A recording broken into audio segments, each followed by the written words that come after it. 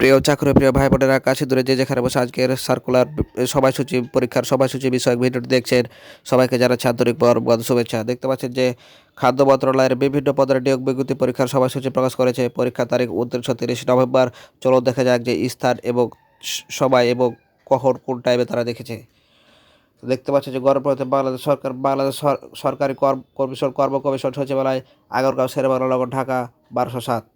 দেখতে পাচ্ছেন বিজ্ঞপ্তিটি বিষয় হচ্ছে খাদ্য মন্ত্রণালয় নেটওয়ার্ক ওয়েবসাইট ম্যানেজার, নবম গ্রেড এবং প্রথম শ্রেণী পদের লিখিত পরীক্ষার সময়সূচি, আসন বিন্যাস ও নির্দেশাবলী।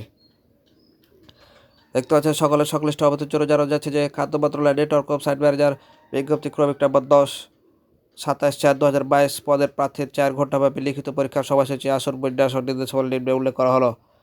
দেখতে পাচ্ছেন লিখিত পরীক্ষার সময়সূচি, আসন বিন্যাস। তারিখ হচ্ছে 30/11/2022, বেলা 12টা হতে 4টা পর্যন্ত। কেন্দ্রের নাম হচ্ছে 71 মিলনায়তন, বাংলাদেশ সরকারি কর্ম কমিশন সচিবালয়, আগারগাঁও, শেরেবাংলা নগর, ঢাকা 1207। রেজিস্ট্রেশন নাম্বার দেখতে পাচ্ছেন 000001 থেকে 8000076 পর্যন্ত এবং প্রার্থী সংখ্যা 240 জন।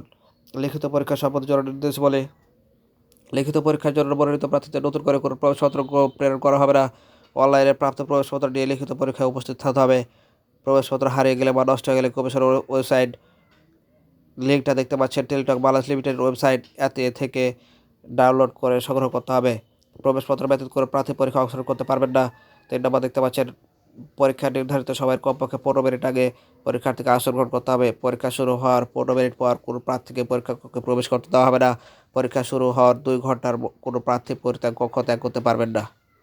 তো এই ছিল আজকের মতো। দেখা হবে পরবর্তীতে নতুন কোনো সার্কুলার ভিডিও অথবা কোনো সার্কুলার ফলাফল ভিডিও নিয়ে। সে পর্যন্ত সবাই ভালো থাকবেন। আল্লাহ হাফেজ।